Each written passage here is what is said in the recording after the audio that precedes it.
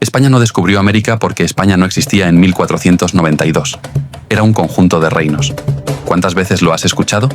¿Y si te dijera que España no nació en 1812 con la Constitución de Cádiz, ni siquiera con los Reyes Católicos? ¿Y si te dijera que muchos siglos antes de que existiera el Estado moderno ya había hombres en Castilla, en Aragón, en Navarra, en Cataluña o en León que se sabían parte de una misma realidad histórica llamada España? Una comunidad histórica, una memoria compartida, una tierra perdida que debía ser recuperada, una madre herida que debía ser restaurada. Porque nos han repetido que durante la Edad Media solo existían reinos aislados, que poco menos eran prácticamente países extranjeros entre sí, que la Reconquista fue un invento del siglo XIX, porque durante la Edad Media no existía ese término, que los cristianos avanzaban sin proyecto, sin conciencia de estar llevando a cabo la restauración de una idea de España, ya que unas veces peleaban entre ellos y otras se aliaban con los musulmanes, así que todo aquello no podía tener ningún sentido histórico profundo.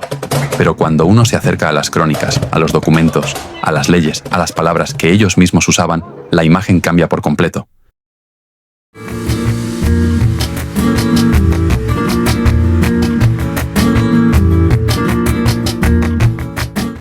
Pese a quien pese, la Reconquista es uno de los procesos más fascinantes de la historia universal. Ningún territorio ocupado por el Islam tras su prodigiosa expansión en los siglos VII y VIII fue capaz de expulsar a los invasores. Ninguno salvo la península ibérica. Naturalmente, puede discutirse la cualidad exacta de esa reconquista, incluso la propiedad del término, pero el proceso histórico fue el que fue. A partir del año 711, y como consecuencia de una invasión exterior, España se islamizó. Después de varios siglos de avance cristiano, en un clima general de guerra y con pocos lapsos de paz, el Islam terminaría siendo expulsado en 1492. Eso fue la Reconquista.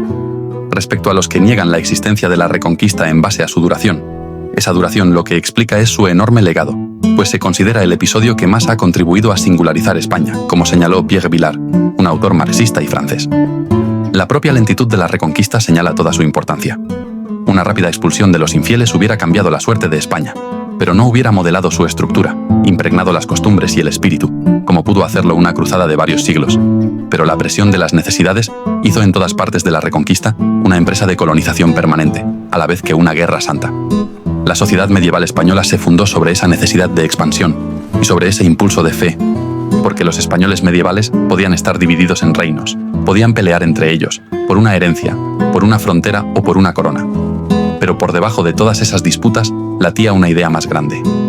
Hispania, España, el antiguo solar romano y visigodo, la tierra común que había sido rota en el año 711 y que, desde entonces, debía ser restaurada. Porque España no aparece de la nada en una cueva en las montañas de Asturias. Antes de la invasión islámica, ya existía una conciencia de Hispania como realidad reconocible, con nombre propio, con prestigio propio, con una memoria común. Por eso cuando en el año 711 el reino visigodo se derrumba ante la invasión islámica, lo que se vive no es solo una derrota militar, es la pérdida de una patria.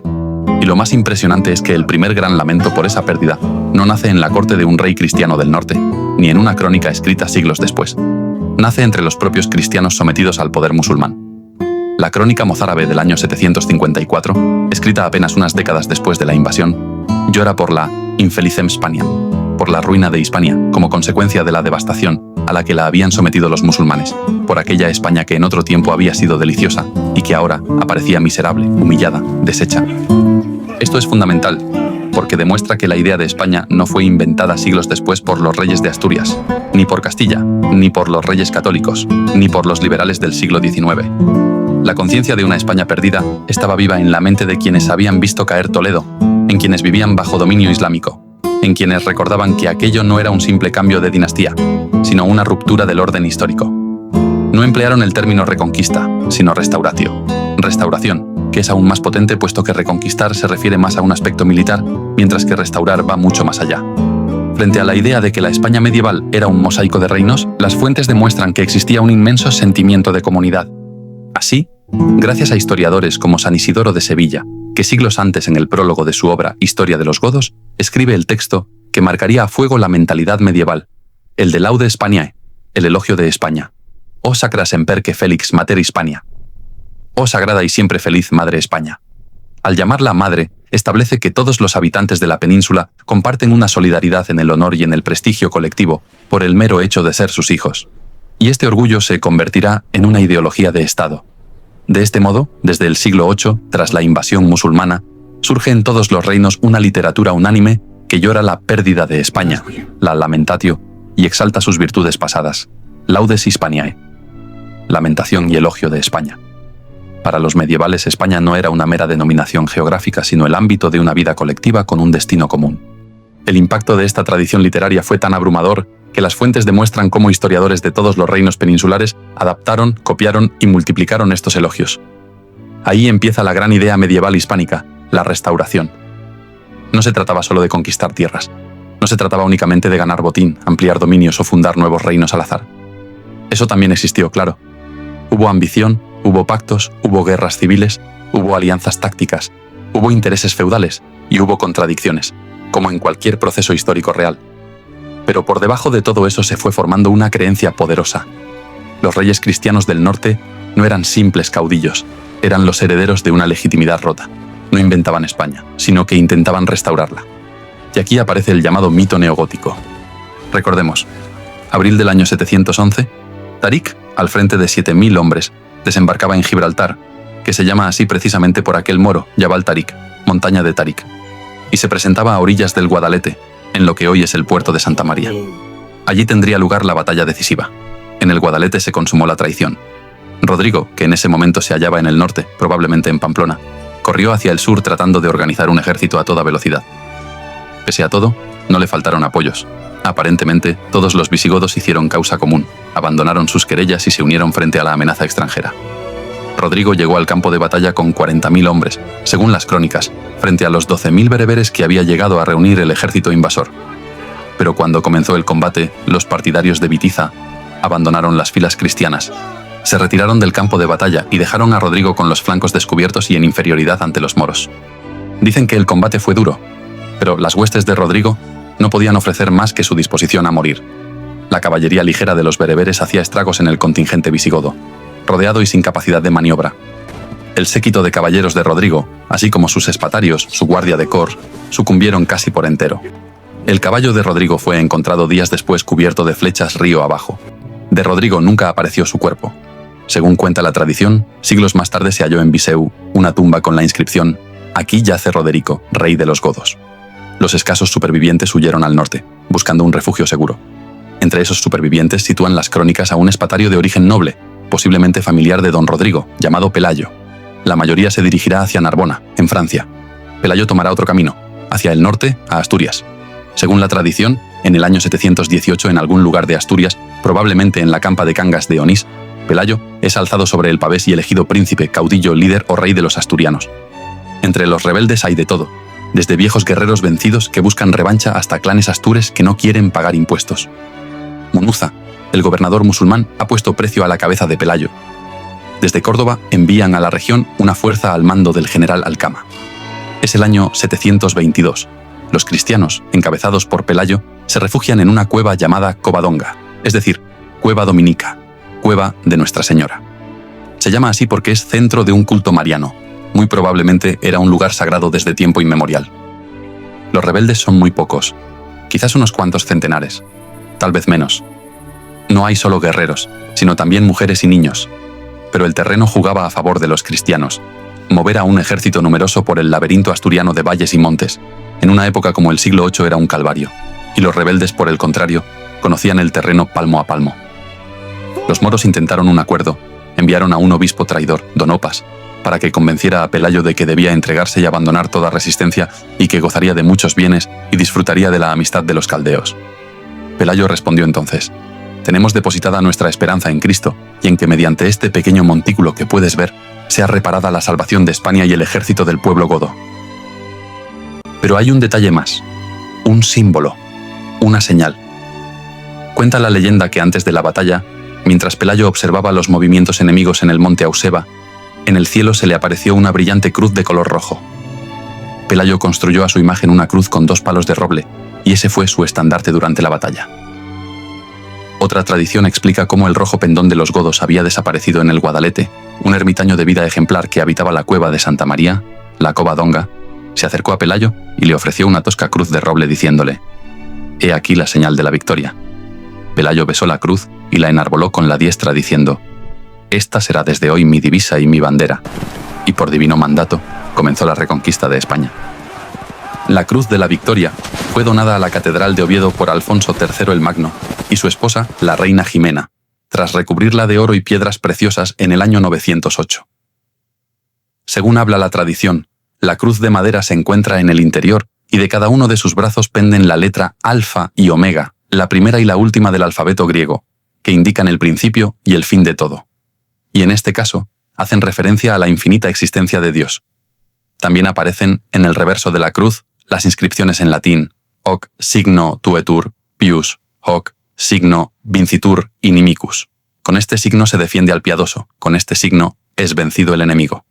Del puente romano de Cangas de Onís, donde se encuentra la cueva de Covadonga, cuelga una réplica de la cruz de gran tamaño, y es el emblema representado en el escudo heráldico de Asturias. La Cruz de la Victoria se convirtió en un objeto vinculado a la lucha contra el Islam, un objeto con una significación religiosa y política que ha persistido hasta nuestros días. Alcama mandó entonces comenzar el combate, y los soldados tomaron las armas. Se levantaron los fundíbulos, se prepararon las hondas, brillaron las espadas, se encresparon las lanzas e incesantemente se lanzaron saetas, pero al punto se mostraron las magnificencias del Señor. Las piedras que salían de los fundíbulos se volvían contra los que la disparaban, y a Dios no le hacen falta lanzas, sino que da la palma de la victoria a quien quiere. Ahí está todo. Está en una crónica medieval que presenta la lucha como restauración de una patria caída. Será una flecha lanzada a través de los siglos. Esta memoria de Pelayo no quedó encerrada en Asturias ni fue patrimonio exclusivo de Castilla. Durante la Edad Media, cronistas catalanes como Tomich y Carbonell llegaron a referirse a él como «Lo Sanct Rei Pelegrí», el santo rey Pelayo. Para ellos, aquel hombre que resistió en las montañas no era un caudillo local, sino el primer símbolo de una restauración que pertenecía a toda España. Incluso desde Cataluña se miraba a Covadonga como el comienzo de una empresa común. La flecha lanzada por Pelayo en el 711 alcanza el asombroso momento en que, a punto de caer Granada, el sultán de Egipto se quejó al Papa por la guerra que los reyes católicos hacían a los musulmanes granadinos. La respuesta oficial que Fernando e Isabel dieron, recogida por el cronista Hernando del Pulgar, es la esencia del mito neogótico. Argumentaron que no hacían más que cobrar lo suyo, porque era notorio por todo el mundo que las Españas en los tiempos antiguos fueron poseídas por los reyes sus progenitores, y que el dominio moro en Granada era simple tiranía y no jurídica. Los reyes de los distintos reinos no se veían como soberanos de naciones ajenas. Se consideraban reyes de España, reges Hispaniae, compartiendo una íntima solidaridad dinástica y política. El cronista catalán medieval Ramón Muntaner lo expresó con una rotundidad absoluta. Afirmaba que los reyes de España son una carne y una sangre, y que si se unían, pocos podrían dudar de que dominarían el mundo entero. No lo escribe un castellano imperialista del siglo XVI. Lo escribe un cronista catalán medieval. Esto no encaja con el relato de una península formada por pueblos que no se reconocían una misma identidad común. El cronista medieval Bernat Desclot relata una hermosa leyenda en la que el conde de Barcelona viaja a Alemania y al presentarse ante el emperador alemán, no utiliza su título regional en primer lugar, sino que declara con orgullo: «Señor, yo soy un caballero de España». El emperador, comprendiendo perfectamente esta relación entre el todo y la parte, se refiere a él y a su acompañante como «caballeros de España de la tierra de Cataluña». Y este orgullo por España no fue monopolio de Castilla. En Navarra, el obispo García de Eugui llamó a España «la tierra que Dios bendijo». Asumió el lamento por la pérdida de la patria y recogió también la tradición de la herencia goda. En Cataluña y Valencia, autores como Eiximenis, Muntaner o Turel hablaron de la Gran España, integrando el amor a su propia tierra dentro de una conciencia hispánica más amplia. Y en Aragón, el cronista Bagad llevó esa exaltación al extremo, celebrando las tantas noblezas y excelencias de España y afirmando que los antiguos príncipes españoles podían medirse en gloria con Persia, Judea y la misma Roma, porque ya brillaban antes que sonase ni César ni Alejandro. Es importante entender una cosa. La Reconquista no exige que cada cristiano estuviera combatiendo todos los días contra cada musulmán durante 8 siglos. Esa imagen es infantil. Hubo treguas, pactos, vasallajes, comercio, matrimonios, embajadas, alianzas temporales, reinos cristianos peleando entre sí y caudillos musulmanes usados como aliados en disputas internas. Pero eso no destruye la idea de reconquista. Lo que define a la Reconquista no es la aniquilación física ininterrumpida del enemigo, sino la exigencia ineludible de recuperar el señorío político de la tierra, es decir, que la forma de vida del pueblo hispánico volviera a dominar España. Pues el problema no era la existencia física de musulmanes, el problema era que el poder político de la antigua Hispania estuviera en manos de un orden considerado invasor e ilegítimo. El territorio musulmán estaba sometido a una presión de avance continuo. Para los cristianos, el estado en el que se encontraban era siempre provisional, basado en la inquebrantable esperanza de recobrar el dominio del país. Los castillos cristianos no se construían como fronteras estáticas, sino como obras de paso, abrigos temporales en una guerra ofensiva, trampolines para nuevas conquistas, postulando siempre su proyección hacia adelante. La prueba de que los reyes cristianos no se limitaban a defender las fronteras que tenían es que planificaban jurídicamente las conquistas futuras. Los tratados de Tudilén y Cazorla repartían zonas de expansión sobre territorios musulmanes que todavía no habían sido conquistados. Es decir, los reinos cristianos podían competir entre ellos, pero todos asumían que el territorio islámico restante era una realidad provisional que tarde o temprano debía ser absorbida por la cristiandad hispánica. Y lo cierto es que con independencia de la desproporción de fuerzas entre cristianos y musulmanes, la frontera cada siglo estuvo más al sur. Finalmente, hay que señalar que la idea de reconquista no fue un pretexto para legitimar conquistas. No era necesaria ninguna excusa para arrebatar territorios a los musulmanes. La empresa no dependía del capricho temporal de un rey, sino que estaba arraigada en el derecho civil.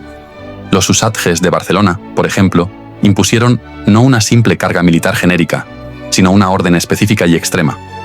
Disponían que todos los hombres debían hacer en todo tiempo guerra por mar y tierra a los musulmanes. En el fuero de la Orden de Belchite se establecía también el deber legal ineludible de que sus caballeros expugnaran a los paganos todos los días de su vida. Esa conciencia de unidad no se quedó en nostalgia, también tomó forma política. Alfonso VI, tras conquistar Toledo, la antigua capital visigoda, se tituló Imperator Totius Hispaniae, emperador de toda España. Alfonso I el Batallador, rey de Aragón, firmó como rey y emperador de España. El momento culminante llegó en 1135, cuando Alfonso VII se coronó formalmente emperador en León. No fue un simple gesto de vanidad. En aquella corte estaban presentes nobles, reyes y príncipes peninsulares, incluido el rey de Navarra y el conde de Barcelona. Las crónicas dicen que acordaron que aquel que antes era llamado rey de las Españas mudase su nombre a emperador de España. Un documento del año 1078 lo resume de forma extraordinaria, el acta de consagración del obispo de Roda. En este acto, con presencia de altos legados del Papa, la fecha del documento se fija nombrando a los tres grandes poderes del mundo en absoluta igualdad. Así el texto dice en latín: gobernando Enrique a los romanos, Felipe a los francos y Alfonso a los hispanos, ya que reconoce a los españoles, hispanis, como una comunidad política equiparable al Sacro Imperio Germánico y al Reino de Francia. Y mientras, en la vida diaria, se estaba formando otra cosa igual de importante: la consuetudo Hispaniae, la costumbre de España.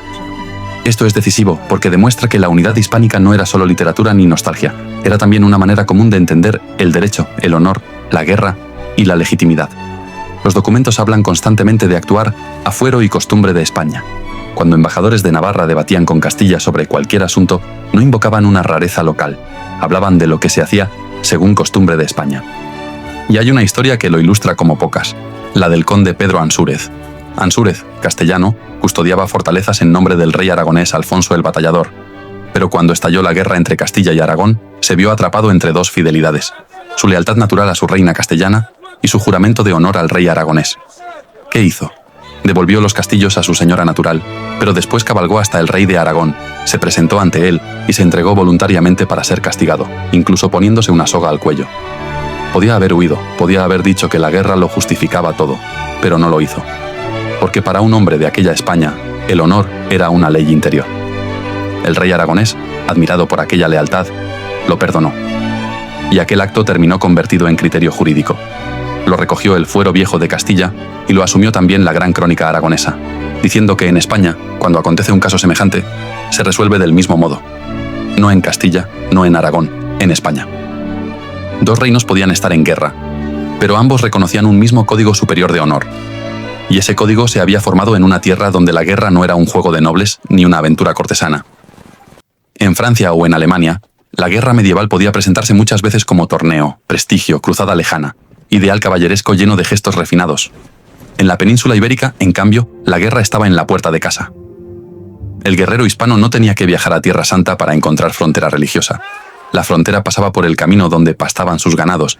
Por eso aparece la figura del hispanus vir, el hombre hispano, heredero de una denominación antigua que en la Edad Media adquiere un tono de dureza extrema. El arzobispo Rodrigo Jiménez de Rada cuenta una imagen tremenda al decir: la amenaza era tan constante que reyes, condes y caballeros tenían los caballos aparejados incluso en las casas junto a sus propios dormitorios matrimoniales, preparados para montar al instante si sonaba la alarma. Imagina esa escena. No el caballero perfumado de torneo, sino un hombre durmiendo con el caballo ensillado, las armas cerca, sabiendo que cualquier noche podía llegar el grito, la racia, la frontera ardiendo. De ahí nacen los labores y sudores de los textos medievales. Trabajo, fatiga, desgaste, alerta permanente.